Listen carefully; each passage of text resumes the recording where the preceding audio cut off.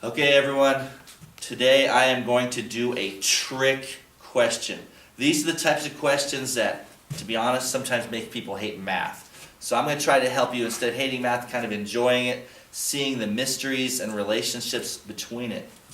This question, if you look at it, it says solve for x, x to the 2/5 power plus x to the 1/5 power minus 6 equals 0. At first, you're like, it's got 3 terms, it's equal to 0. It feels like a quadratic equation, but the fractions, the rational exponents, are throwing you off.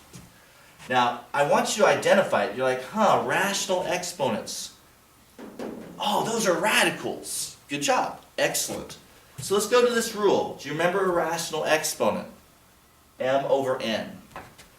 I have a memory trick for this. I say when you're on top of the world, you're on the inside track, on the inside of the radical.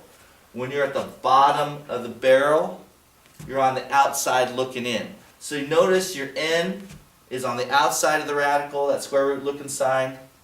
That is the nth root.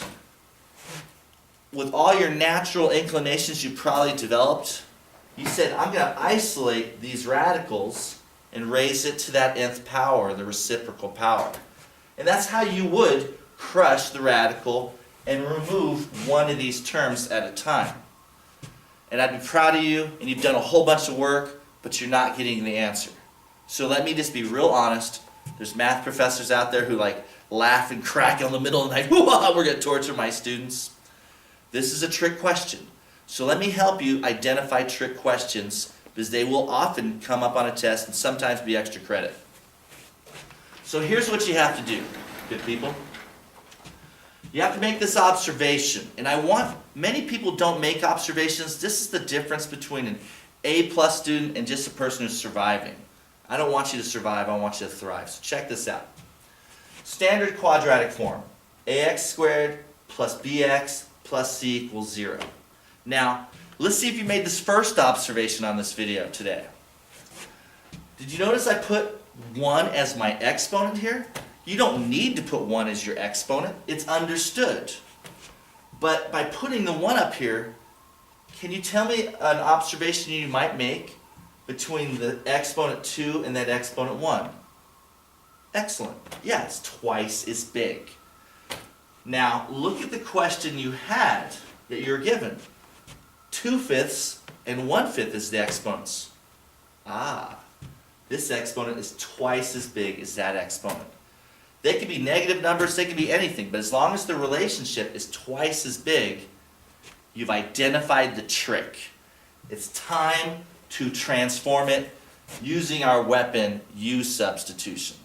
Now, it doesn't matter what letter. I'll be honest, some of my brightest students will keep it as x, realizing they're making a substitution, but sometimes they forget to go back to the original x.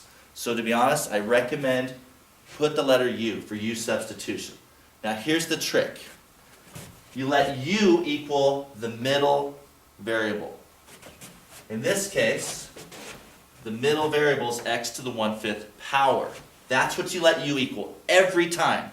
If this power is twice as big as that power, choose that middle letter to that power always as your U.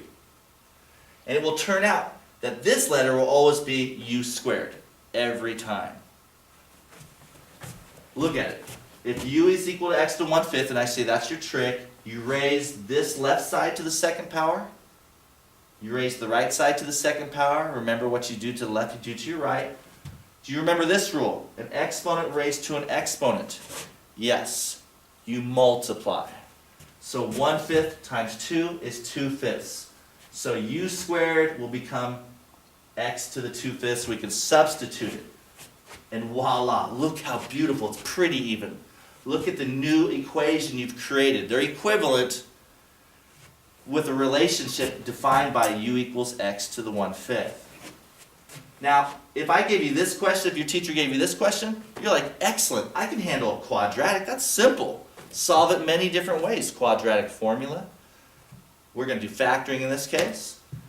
A little brief thing on factoring. What multiplies to give you this last number and adds up to the middle? +3 and -2. So we have the factors. We're going to use the zero product property. If you remember, set each factor equal to 0 and solve for that variable. U equals 2 makes this work. U equals -3 makes this work. So you did it. You just solved this quadratic equation. Congratulations. Unfortunately, a lot of people stop and they forget what they were even attempting to do. Your goal was to solve for x, not u. So we need to find the relationship and get x back.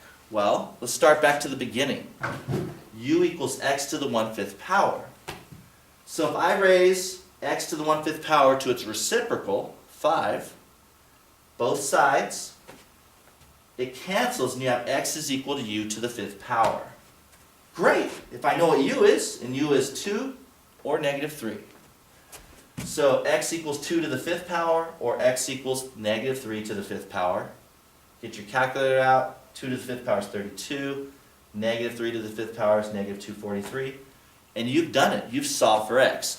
Now one last thing I want to share with you. A lot of people really struggle. Some of my best students talk to me like I get confused between the u and the x. How come this wasn't the answer? And I want to share with you. Let's look at this quadratic equation, the pretty one. Well, if we said u equals 2, don't you remember you plug it back into the equation to see if it works? You verify, check your answers.